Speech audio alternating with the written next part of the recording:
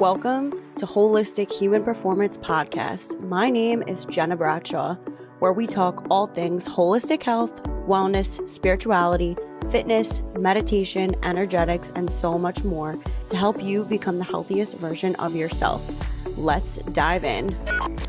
This is not medical advice. This is simply to help you on your journey through health, fitness, and wellness. I hope this helps. You can complement this with anything that you are doing currently in your life. Enjoy.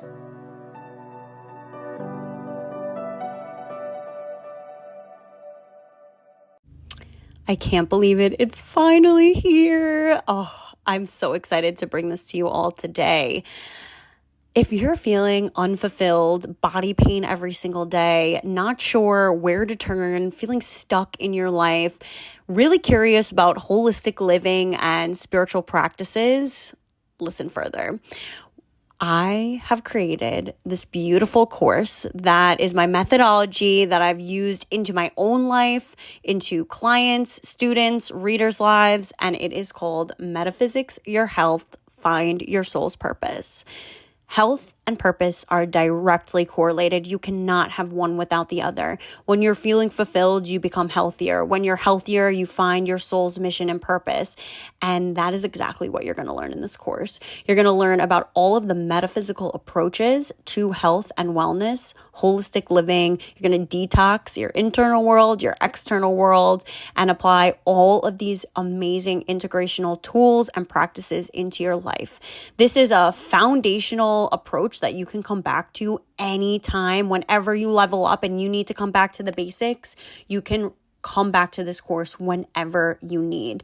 I'm going to have a ton of bonus items, and you'll also get a special add-on to work with me one-on-one. And if this is something that you are intrigued by, I highly recommend, because the price will go up after a couple of months. So if you're listening to this now, go get it while you can. And I'm also going to have guest speakers to talk about astrology, human design, how that applies to our health and our lives. And with that, it is going to be life-changing. So if you're ready for that and you're ready to let the old you go, let your old life go, then this is the course for you. If you are a one-on-one client and a community member, you get automatic access to this course. So welcome to Metaphysics Your Health. I will leave the link in the show notes, or you can find it at www.holistichumanperformance.co/digital courses. Hello, everyone, and welcome to another episode of the Holistic Human Performance Podcast. I'm your host, Gena Bradshaw, and today we have a very special guest with us. We have Jennifer Kenney-Smith, a transformative leader and holistic healer. We have so much in common that this is going to be and I already know, like, we immediately vibed as we started talking before I hit record. She's a certified yoga teacher, Ayurvedic practitioner, and transformational life coach. She is the founder of JKS Yoga and Coaching, and I am just so excited to have her on and learn from her and share her wisdom and knowledge. So without further ado, welcome to the podcast. Thank you. I am so excited to be here. And when I look for people to talk to and partner with, like you, so vibe, like we have, like you said, so much in common. And I am so grateful to come to you through a podcast interview, but I think that quickly we'll be sister friends for a long time. So thanks for I your space. Completely agree with you. So everyone has a story. Everyone has a journey, like getting into the holistic lifestyle and healing and Ayurvedic practitioner. Like, what was your journey? What was your story? What kind of transitioned you into this type of lifestyle? Yeah, great question. Thank you. So I just posted yesterday that healing comes in stages. Yeah. And I certainly wasn't aware of this lifestyle or need for healing because I had a great life, or so I thought. I was in the IT hardware software leadership space. I started my career in sales. I was always overachieving. I was very competitive, and I thought these were good things, and they are to a certain degree. So some attributes I learned early in life persona I created of being a people pleaser, and I wanted my name in light. So Yeah. literally thought about being a Broadway dancer, or I was a cheerleader since I was a little girl all the way through high school. Like, you want someone to rile the crowd up and get people excited. Like, that's me, highly motivational.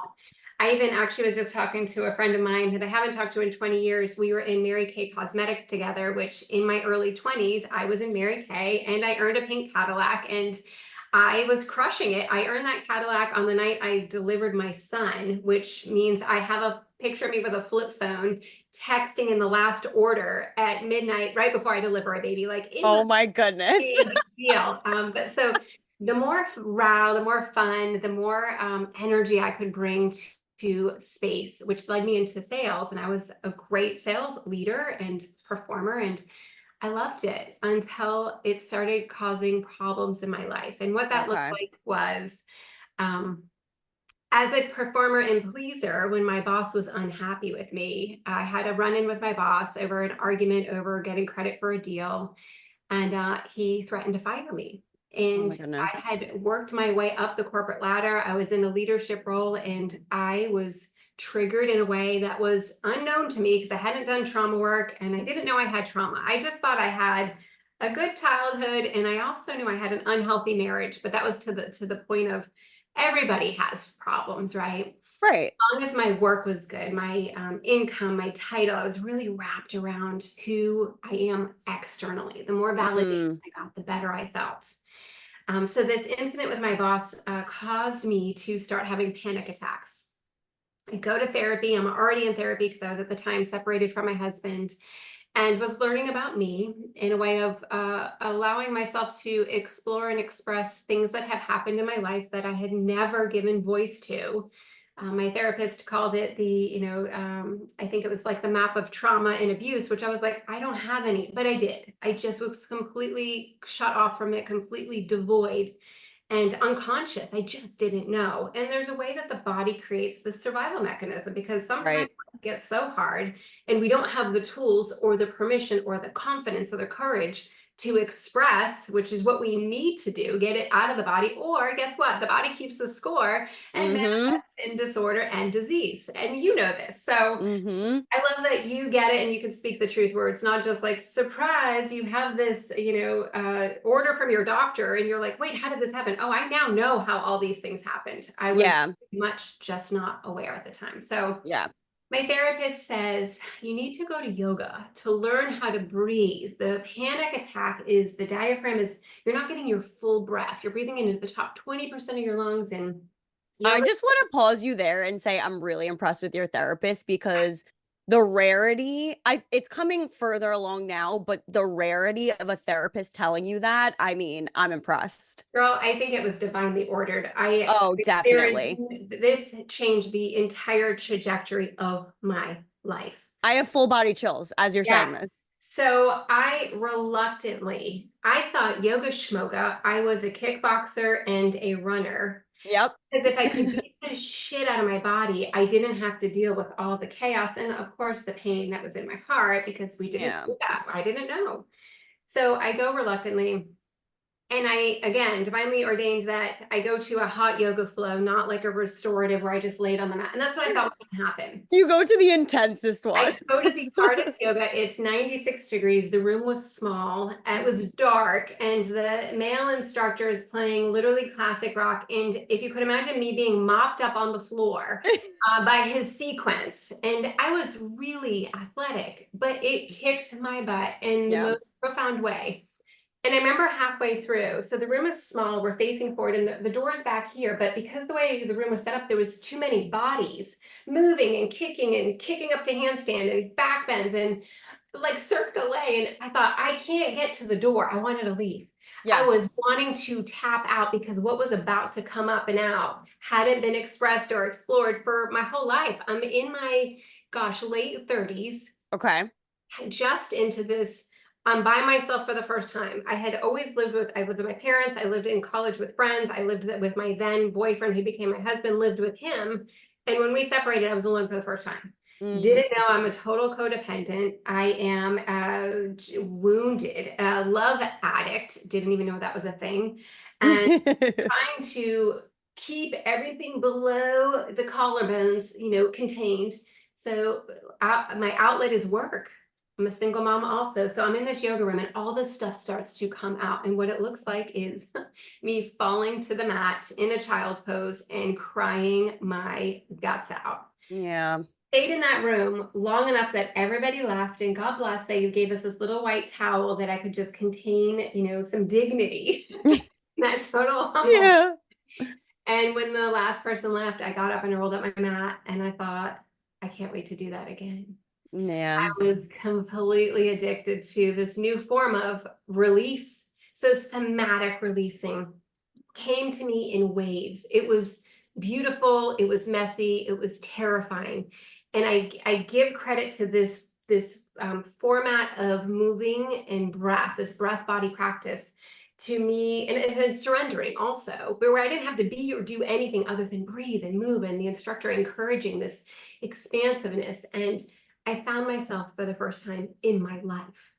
Other than that, I was something for somebody, whether to perform or to be how I looked, very much a part of my affirmation as a woman, how I performed, the level of sales and revenue I created for the company.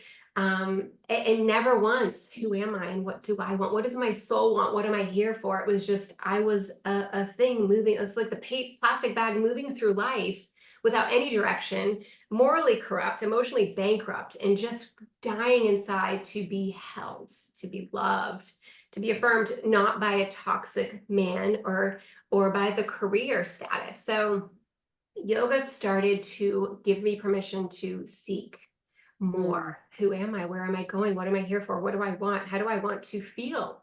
And I became the caregiver of myself, raised by two alcoholics. I didn't have a lot of nurturing and caring the way that children need. Yeah. And my You had parents to grow up fast. grow up fast and grow up codependent, where everyone else comes first. We come Mm. last. And I've learned to heal that, but it's taken a lot of time to really speak the truth.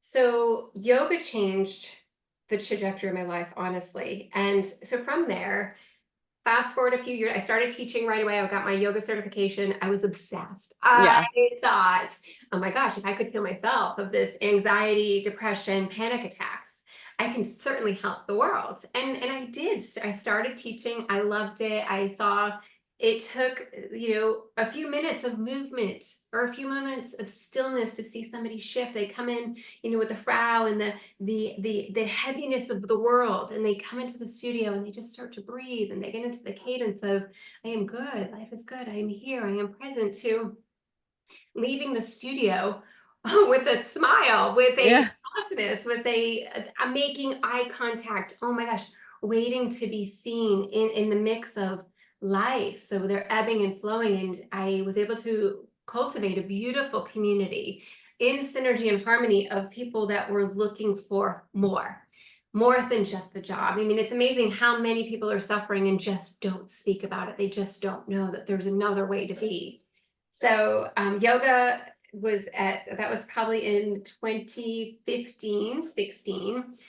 During the pandemic, I was diagnosed with chronic stress fatigue, high cortisol, low thyroid, Okay. and I was inflamed. I was just really unwell. And that was because, when the pandemic and the world was going crazy, and there was a whole lot of fear and uncertainty, but I was sitting at this desk online with the company I was working at for too many hours, taking zero care of myself. Yeah. And that had been a program and a condition. Again, still, although healing through yoga and changing a lot of old programs, still not having a big enough voice to say, I'm going to turn off my camera, step away, and have lunch outside on the patio and totally decompress and detach. So the inflammation was the next thing I needed to tackle. And through a whole bunch of different synchronicities, I had a book called Body Thrive from Kate Stillman, and I hadn't Mm. read it, but another yoga teacher brought it up, and I was like, wait, I have I that. have it. And I read it. And Kate is so brutally honest, another Mm. cancer survivor, and her latest book, The Witch's Cancer Journal, is incredible if you haven't read. And she taught the fundamental values of yoga and Ayurveda, these simple habits. I jump in, I take her Body Thrive course, learning the basics. I do her detoxes. enrolled to become a yoga Ayurvedic practitioner through her. It's a 2-year program. And this woman's confidence and relevance to debunking the BS that's out there in the world, a whole bunch of programs again that are running telling us that we need doctors to prescribe us medication and that we outsource, not, I was outsourcing my value and my worth to the world, and now I'm outsourcing my healthcare. So with Mm-hmm. her teaching and her confidence based on Ayurveda, 5,000 years of wisdom, Mm-hmm. the prescription might be some lemon in your hot water. Guess what? It doesn't cost thousands of dollars and there's 0 side effects. So learning and studying under somebody as brilliant as her gave me the confidence to create blueprints for my clients that were curious and expansive enough to think, I want more. I want more for my health. I want more for my wellness. I want more joy. I want more happiness. So add that into also at the same time of the pandemic, when the world shut down, I decided to go deep into training and really getting clear on how can I become the best teacher and coach to where I was. It took me 20 years to get all of the data I was collecting, whether it was through different spirituality courses and gurus, to really understanding wellness and movement, and then the knowledge and the way that we can come back to circadian rhythm. It's a whole lot of doing less. I want to pause you right there because I think a lot of people miss the boat on it takes a while to get to, like you just said, it took you like 20 years to get to this point. I mean, say like it took me a long time to get to this place. I literally had this conversation with one of my clients. I think it was yesterday. And, we were talking about, she is going through her own journey with cancer, now over that hump, in remission, different phase, different stage, lots of fear coming up. And she's like, basically, like, how do I get to a point where I'm confident about talking about my journey like you are? I was like, babe, you're doing it. Like, we're doing it now. And it literally does not happen overnight.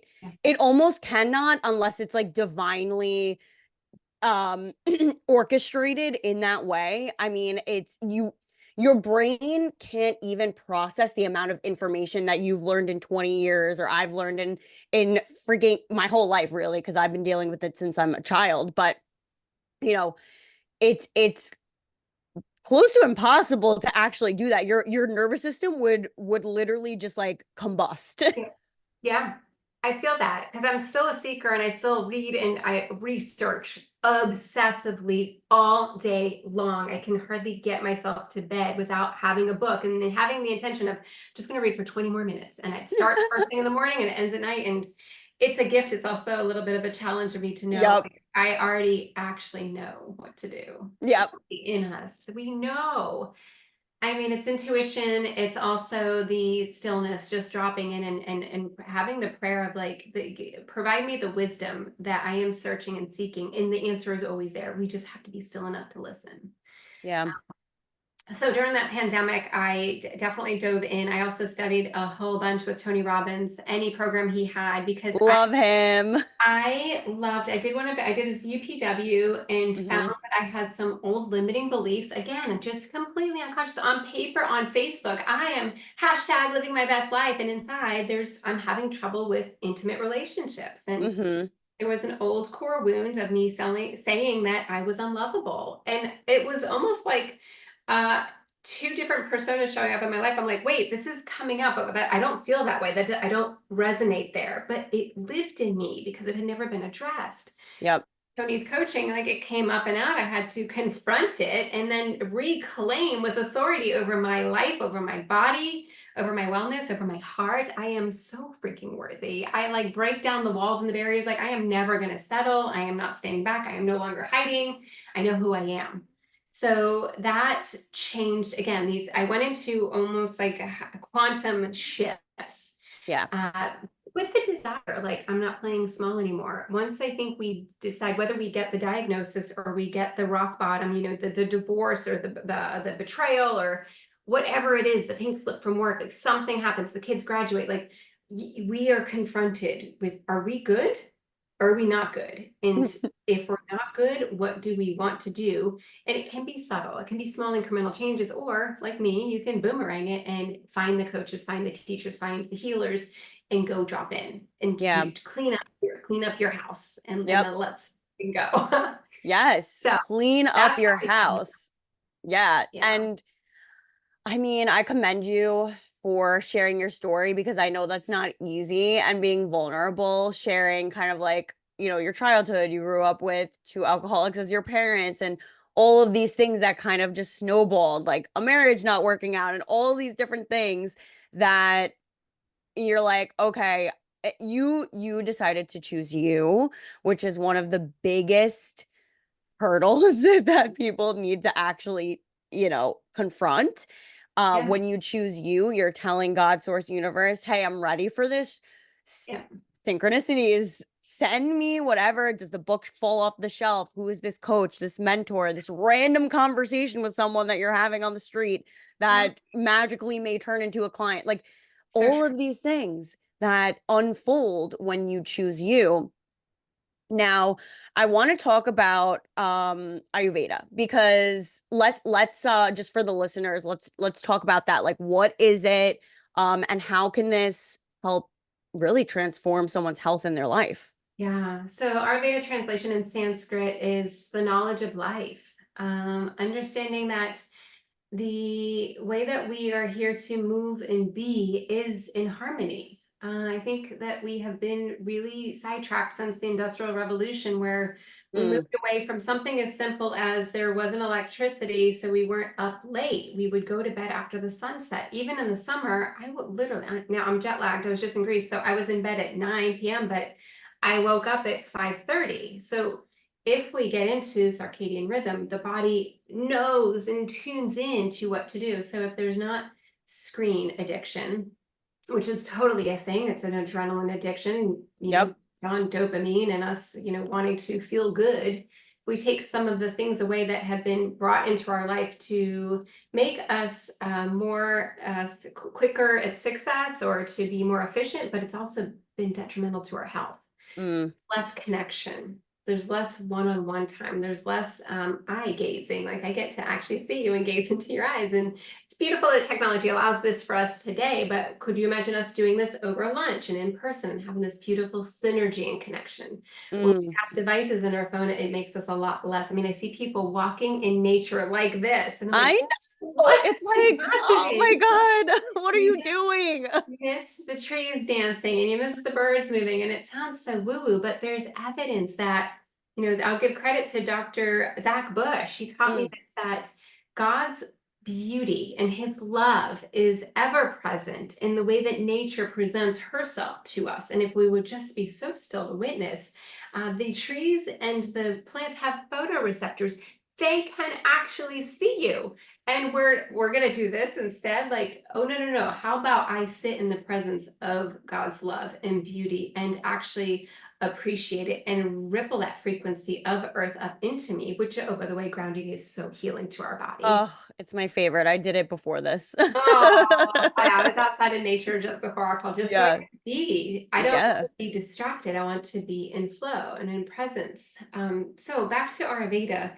What it's taught me is that there are very simple techniques that we can do to be present Mm. into this opportunity to be the greatest teacher and healer of yourself.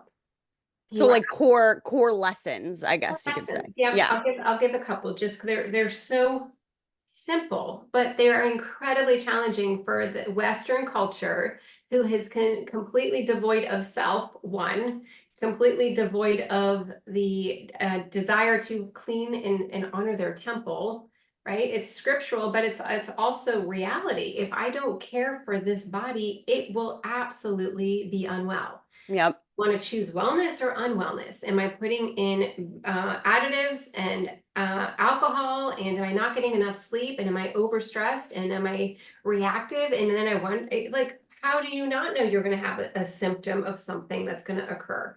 So some of the simplest habits are earlier, lighter dinner.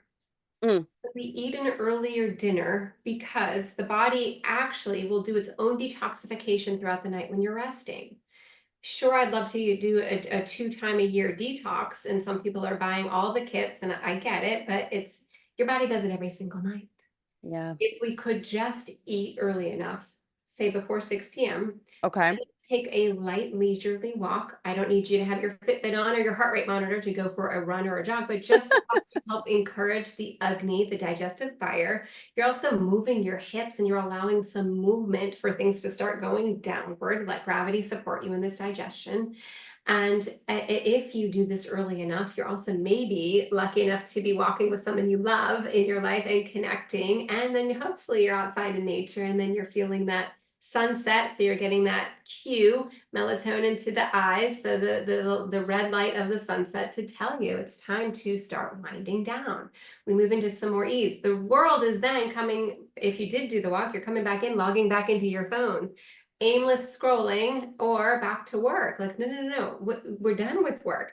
In Ayurveda, the energy of the evening is called kapha. It's earth, it's dense, it's Mm. sweet, it's soft, it's not pitta. Pitta's fire.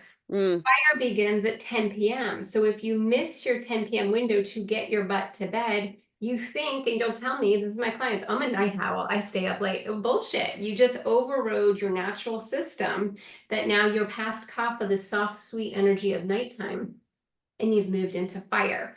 Well, what the pitta would be doing if you're horizontal resting is it starts to do its digestive fire. And this is the detoxification of all the organs. So what happens then, habit 2 is earlier to bed. We're in bed. If we go to bed after 10 p.m., we're stealing tomorrow's energy. Mm. You ever wake up in the deficit and you're like, I feel like crap. I didn't even Oh sleep. yeah. Oh, you went to bed too late. One, you probably were ate too late. So then your body couldn't detox. It was digesting. So then you have high cortisol. I remember doing my blood work when I had that chronic stress, fatigue, and high cortisol. It Mm. that my spike would be first thing in the morning at 7 a.m. when I was getting ready for work. I'm Mm-hmm. in fight or flight at 7 a.m. and I'm playing catch up with, oh, by the way, caffeine all day. Right. And sugar because I love to have a cookie at like 1 p.m. to help me with my crash. I don't do any of that anymore because I don't need to. Because I was just going to say, like, I biohacked it. I didn't. I reverse engineered it back to who we were thousands of years ago, even hundreds of years ago, honestly. So, how can we take the most incredible care of our body? Here's the challenge: when you don't care about yourself because you've been conditioned to care about everybody else, and you've lost the self-worth, the self-identity of who are you? And this is what the crisis was for me, that I found the girl on the yoga mat that needed that love and that care. Now I can care for her. When we're completely devoid of it, just unknowing, and we're taught that. We're taught it anytime there was an incident in childhood, anytime you weren't picked or you weren't praised or you weren't picked up, or the reverse, like you were disciplined, or shut up, go to your room, don't talk back, like all of that. Lack of worth. I'm not worthy. I'm not good enough. You're an athlete, right? So anytime you didn't make the mark or you didn't hit the goal or you didn't get the point, self-deprecation, we beat ourselves up. We are conditioned. It is I a train wreck. That right there, that is something that I struggle with for sure, Mm. being a former athlete, and I would like beat myself up if I didn't make a certain mark or hit a certain time or make it to whatever, meet or whatever it was. And that is something that I've worked very hard on and still continue to work through this day because entrepreneurship has like triggered that in me. And I'm like, Yeah. okay, I need to work on this a little bit. Yeah. Yeah, there's no scoreboard. I mean, Yeah, I on the entrepreneurship, I have my board here with my revenue targets, and some days I'm like, who is that for? I Like, know, I they're know. absurd, and I don't know who they're for. They're not, certainly not for what my heart desires. Right, It's to connect with people and help people. It's not a revenue target. right. But I will say we do live in a 3D world. Yes. So I'm glad because you have the mind in the logical and also like your divine masculine and also your divine feminine. So you're able to like be creative, be spiritual, lead with your soul, but also grounded down into the 3D world and be able to express that to help other people. And Yes. that is something that is going to, I mean, completely change your way of life. Yes. Yeah. So let's just pull that thread a little bit further. What I Yeah. have definitely learned is when I came to healing some old money wounds where I was Mm, caught up in really trying to have the identity of the revenue target, two things come to mind. One, I talked to somebody who had asked me very point blank what my revenue goals were for the next 5 years. He was a business coach, and I was so like, wow, that's a little bit too pointed and direct for me. And who are you to ask me this? And I was literally brand new starting out when I left my corporate career. right. I didn't have a number I was proud of, and I didn't know how to really cultivate what does that look like from a coaching healing type of business. Mm. And he saw my fear and my overwhelm and my like complete shutting down of this. Your body language. I'm not worthy. I'm not good enough. I don't know how to Yeah. answer this, right? So he said, since you're in the art of helping people, what if you considered your work more of like in the church? The pastors equate their success based on how many lives are saved. Mm, And I was like, oh my gosh, I really can resonate there. How many people? So it's how many hearts can I touch? love that. Yeah, it's not how many people sign up for my coaching. Like that's great. Right. I can really help people there. But if I touch somebody through this conversation, that's a win for me. Like that's treasures in heaven. Like add a girl, and it takes away the pressure of the revenue. Yeah. However, to be okay with putting down a number of how to grow my business so I can reach more people, I need a team. I actually just hired my first virtual assistant team. I have a program manager and a whole team. It Congratulations. took me a year and a half to get here, girl. I am so proud of myself. And it was just the nudge of like, it's selfish to Yeah. not have help. Right. Badge of, and I had this persona of like, look at me doing it all. I'm doing everything. And then I'm like, well, my revenue's not where I'd like it to be because I'm the block. My Yep. zone of genius is teaching and coaching. It is not social media creating reels. Also, I like it. It takes me an hour to make like a 3-second reel. I know. I know. I know. I was literally just doing like this morning because again, same, like I like to do research and not only in like our space and our zone of genius, but like how can I help more people? How can I reach more people? So I was learning about social media and stuff like that. And I'm like, oh damn, this is like a lot. Like I need to like hire someone for Yes, this because yes, this is too much for me. it is. I understand it, but I don't want to be spending all of my time Yes, focused on that. And yeah, of course, you have to learn these things like as a business owner, like that's just part of the game. But delegating tasks is also part of the game and yes. very important because it takes a load off. You can breathe, you can tap into your zone of genius, and you can like take a breath. Like you'll have more time to yourself. Yeah, which you want that for restoration to be able to be in flow so you can have the guidance and the wisdom that you can share, right? This is it. Mm, I'm literally not this smart. It just comes to me because I am available for the wisdom and the knowledge, right? mm, So yeah, so all of it. So it impacts these Ayurvedic tools impact my business now in the most profound way. And when I slip into that egoic performance and high performer and overachiever, then I get tired, I get exhausted, and it's not as fulfilling. So that's the masculine, right? It's driving. It's the one that needs the control and the outcome. And then I can drop back into feminine. How can I? And then I know that I need to get outside and walk. I need to do some yoga. I need to do some. I love sound healing. I know you do some sound healing. I love it. just I exit the 3D world and I ascend, and then I feel better. And it doesn't take long. No, not at all. Something else you had said about, honing in on where we're at in the 3D world, and I love that you bring this up. I have a coach that had shared to me that helps me so much and it's a stretch goal. I'm Mm, not there every day, but some days I get close. Um, I would rather be in fourth, fifth dimension doing my research and my studies and my creative writing and connecting my meditation, my prayer time. I could spend the whole day there. I literally just thought this morning, I wonder if somebody would pay me to just do more research. And then I was like, same. I'm so there with you. by research, I mean you and I are going to Bali and we're going Yeah, to go do yoga all day. an Okay. experience. So, but that's not a reality yet, unless anyone listening would like to write us a grant and we can Yeah, do that. we're here for that. But my coach his name is Paul from Venus. I met him at Mount Shasta. If anyone knows of him, he's incredible. And he said, Mm, because I was like, well, how do I stay in, I was on a retreat with him. Like, how do I stay here? When Yeah. I come back from my retreats, I remember my son saying, for this specific retreat, and my son's 18, but he still calls me mama. Mama, he's like, the mountain's still on you. The mountain is still on me. And I remember my voice changed. I was very vata, very air element. I was very grounded. I was so like zen. I mean, you would have thought I don't smoke anything, but you would have thought Yeah. I smoked a couple bowls. I was like, Yeah. yes, let's just chill and do. And he's like, Mama. And it takes a few weeks till I fully integrate back into this dimension, which is very reactive for me, and it's very overwhelming. Mm, So Paul had said, you spend at least half of the day doing your work, your ascension work, your meditation, your yoga, your breath work, whatever it is for whoever's listening that really helps make them feel most heart-centric and most connected to the divine. right. The rest of the time when you have to be in work, or I'm a mother, to be in parenthood, or to be a part of the community, right? I can't just be floating off in la la land, although I wish I could.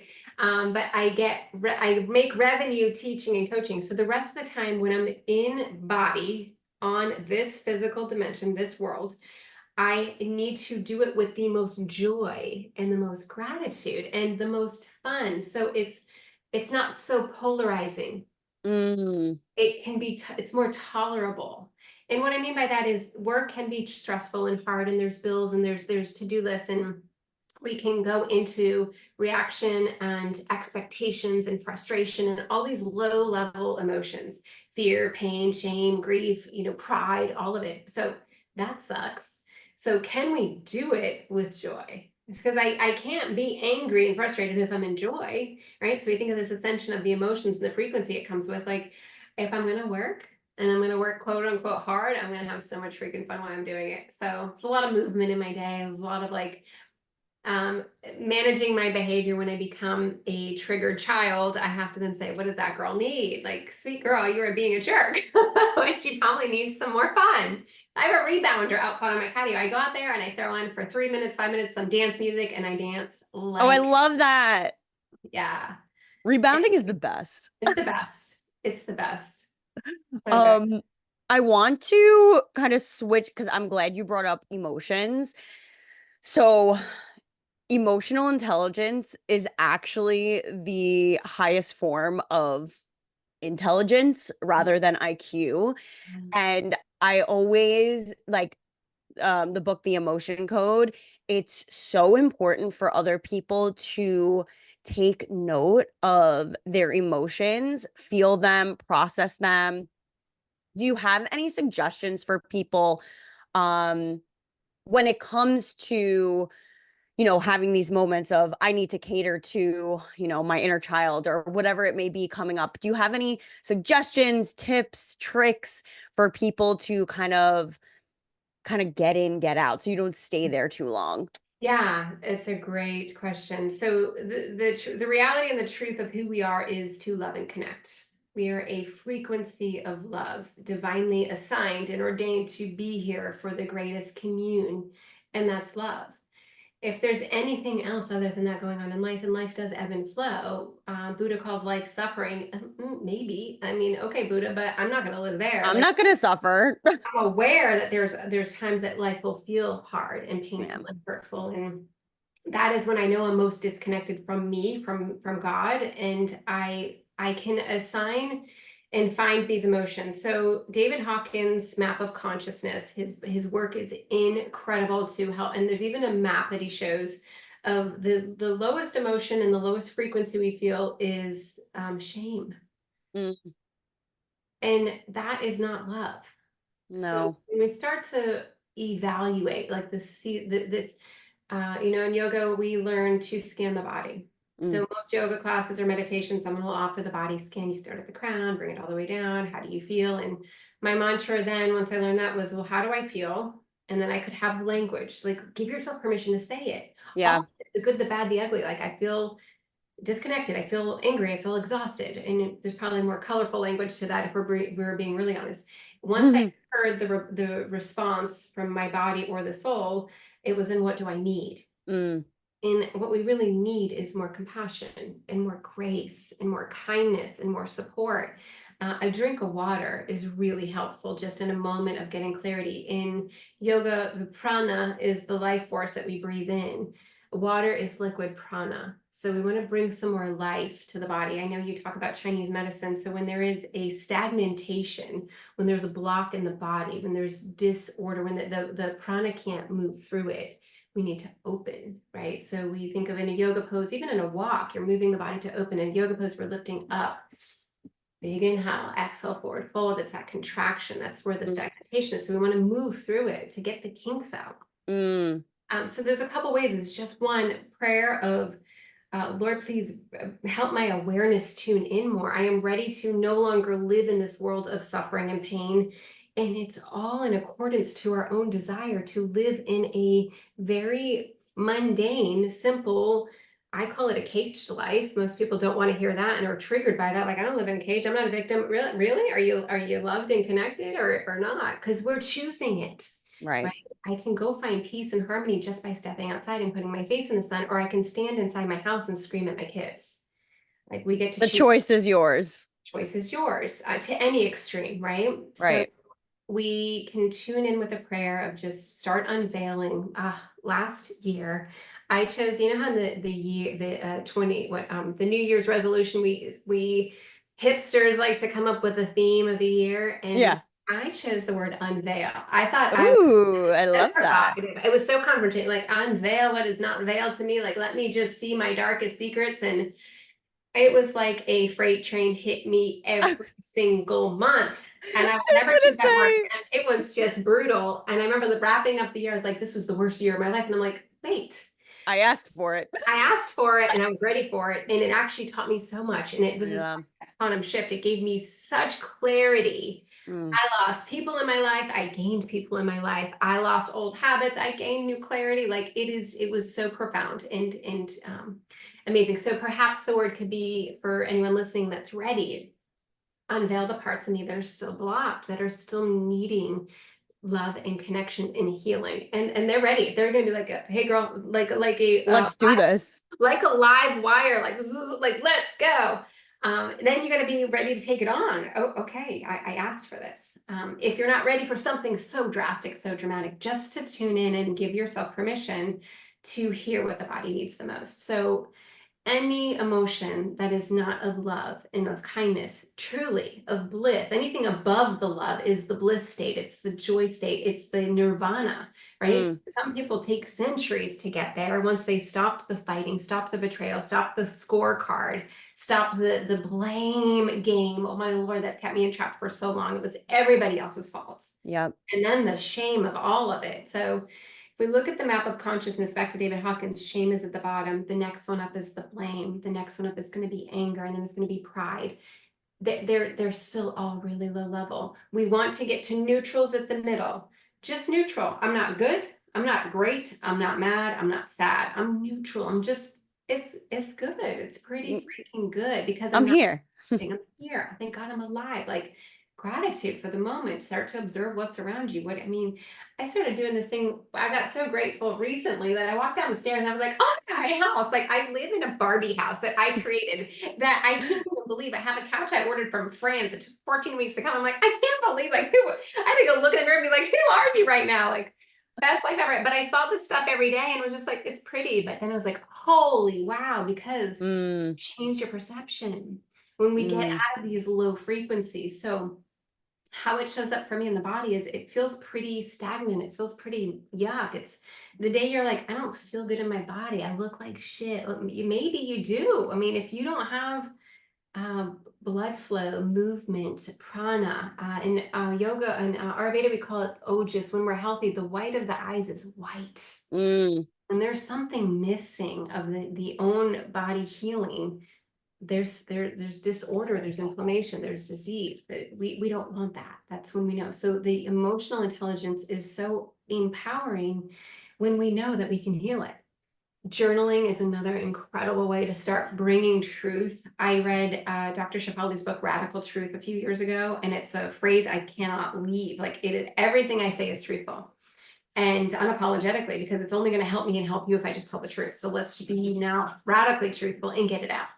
I kept Yeah. it in for so long, family secrets, keeping scores. It's like it costs me everything to keep it in. So let it out, journal it out. If you want to burn that puppy, if you write stuff, when I was married, I would journal and then I'd have to hide it because I was Yeah, afraid you'd be scared. Yeah. to ever hear the truth because I lied about our, we're fine. Like I wanted out for years Yeah. and I didn't know how to tell the truth. So you can burn it, you can rip it up, but write it, Yeah. get it out. So that's a really beautiful way. Scream it out, dance it out, run it out. I love the way the body can somatically release through movement. Mm.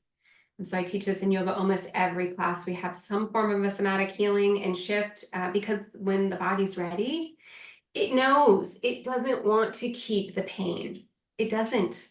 It wants to release and move on. For example, in animals, they do this, right? So Yep. Peter Levine, amazing teacher on trauma and healing also, in his book Awaken the Tiger, he shares Hmm. an example of the fight, flight, freeze. So this cat, I think lion, is chasing like a fawn, and we would witness this, and the fawn stops running, and we'd be like, "Go, Bambi, run!" But it didn't give up. Its nervous system programs it to stop running. It's freeze. It plays dead. Well, we do this too. Post-pandemic, most people are still in freeze mode. They were in such Oh, yeah. flight. They're just like, I don't even know what to do. I was talking to a lady today and she's like, people won't come to work because they don't know how to connect. I'm like, well, that sucks. That does I think suck. they're okay with it. I'm like, we are a human that needs to be in community. Has to. And if we're not, we're gonna get sick. We're not meant to be isolated. We're not. It doesn't do any good for anybody. No. So back No. to the example in Peter's book is the lion doesn't take what thinks is now a dead carcass. It leaves it. And Bambi, within minutes, unbeknownst to it, doesn't even know that it just like cheated death. It stands up and it shakes off the adrenochrome, the adrenaline, all the hormones, high cortisol. It shakes it off. Yep. Us, what do? We say nothing. We tell our best friend about somebody that did something shady to us over wine, but we don't actually express it out of the body, right? Yeah. So journal That movement. That is so key right there. And I love that you use that analogy with the animals because in nature, it knows exactly what to do. And we as human beings, yes, we're human, but we're fighting what's naturally supposed to happen every single day and just continuing on, like just pushing through, moving through, go, go, go, asleep, Yeah, completely asleep. And yeah, this is why everyone is getting sick. yeah. Everybody, literally. I can't tell you how many calls I get now on a weekly basis. And it's heartbreaking and it pisses me off because there I is no, know. I know. I don't know how to broadcast it louder. I And are know. people willing to do the work? Because, like we just said, it takes time. It takes time to heal. Ayurveda is that the intention was to prevent disease. Thousands of years ago, they weren't sick. Hundreds of years ago, they were. So if we have tools to prevent it, we can heal it. We can untangle it, untether it. Um, the word ama in Ayurveda is the root cause of disease. Mm, Ama is undigested food. One, we eat way too much. Two, if food is so available for us, and we're eating too much, and we're unconsciously just habitually, emotionally eating. yeah. There's not hardly any people fast unless you're on like some fasting new trend, which isn't Yeah. new, but it's But whatever. right, but it's not the point of just watching the clock to fast. The body from Ayurveda is actually doing a full detox. There's a pulsation that happens from the hunger. So if you ever fasted long enough to feel what a real hunger pain is, not a hangry, the hangry is the additives that you're addicted to that's causing a reaction that's asking your body to treat that addiction pulsation. Hunger is different. It's deep, it's painful. So I do these fastings through our detoxes, and it actually triggers a lot of fear. Yeah. It's an ancestral fear that will come up potentially, it does for me, of a time where we may have had not a lot of resources, those Hmm. scarce amounts of food, not like the kudos bar that's in people's purses or the, Hmm. we eat every freaking hour. So when we take back the authority over deeply caring for our body, and we know what's better for us, and we treat it as, I'm going to take time and space. So the fasting is another great tool to add into the ritual. I don't know where I was going with that or why I brought that up, but No, I love that. It's just all of these different tools because, you know, there is science that backs this up. It's yeah. not just woo-woo spiritual stuff. Like this is backed by science. And so I'm really glad that you brought all of this up because it's everything's connected. It's connected to our emotions. Our body always keeps the score. And it's a matter of what are you going to utilize to help like nurture your body because it does want like if you're feeling those triggers, if you're feeling that ping, like your body wants to get rid of it. Mhm. It's just in what way are you going to allow that to work through your body? Whether you go to yoga, whether you're outside in nature, whether you're doing breath work or going for a run, whatever it may be, Yeah. just give yourself something, and it also, you got to research, you got to learn, like, what is your body like? Yeah. What are your boundaries? What are your non-negotiables? Like, it takes time to get to know yourself because you're also ever changing and ever evolving, So 100%. At least we hope, yeah, right? we hope. We hope. I love that. So, as we wrap up, are there any words of wisdom you would like to leave the listeners? I just would love to impress upon people that they are worthy of the most extraordinary life. And that doesn't have to look like you on a yacht in Miami. Like that Right. seemed to me for a long time the lifestyle I thought I was here for. And it couldn't be further from the truth for me because once I found out who I am, there's things that I want that are just so very basic and so incredibly beautiful and profoundly touching. Um, the worthiness is theirs, and when they can take enough time to step away from the chaos and the all the personas that they created out of pain, out of protection, out of what the ego needed so they could survive, there's a woman or a man in there that really wants their voice to be heard, and to take the time to really unveil and discover and unwrap the most beautiful heart and a gorgeous love story. One of the classes I taught a few months ago was called Discover You, the most beautiful love story of your life. Like it's not in a book and it's not in a movie. It's right inside of you and it's yours if you're curious enough and brave enough to discover it. And it's life Mm, changing. I love that. Thank you so much. What a Thank you. great conversation. We could literally go on for hours. Yes, you're so special. Thank you so much. Thank you. So, Jen, where can people find you? Yes. https://www.jksyoga.com is my website. I offer yoga. I do virtual yoga. We do pop-up yoga events if you're local. I'm in Northern Virginia. I am most passionate about transformational retreats. So there's a container and a time frame that we do a full immersion. We do all the things and between workshops, meditation, yoga, excursions, and the community, they are always exceptional. And each one I do gets leveled up in a way of the people are more curious and more inspiring. And it's an incredible opportunity that I get to witness too, which I love. I do corporate leadership events. And my baby is my mastermind called Awaken. It's a 6 month journey of these habits, a lot that I mentioned today of yoga and Ayurveda, as well as healing. There's 4 pillars. There's mental, emotional, physical, and spiritual. And a result of that is also going to be that financial wellness too. I really put that under more mental and mindset. But we focus on these 4 pillars to heal the whole self. Mm. So we can truly thrive. I take people from their midlife crisis and jumpstart their midlife awakening. Ooh, love that. Yeah. And then I'm Mm. on Instagram, on social media, on LinkedIn is my full name, Jennifer Kenney-Smith. On Instagram and Facebook, it's JKS Yoga and Coaching. Got it. Perfect. I'll put all of this in the show notes for you guys.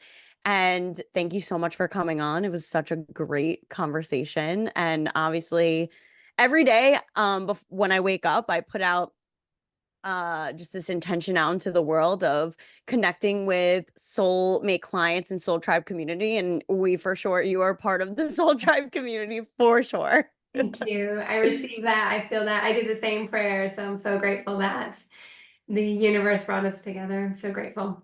Me too. Thank you so much. If you guys like this episode, like, share, subscribe, and I'll see you in the next one.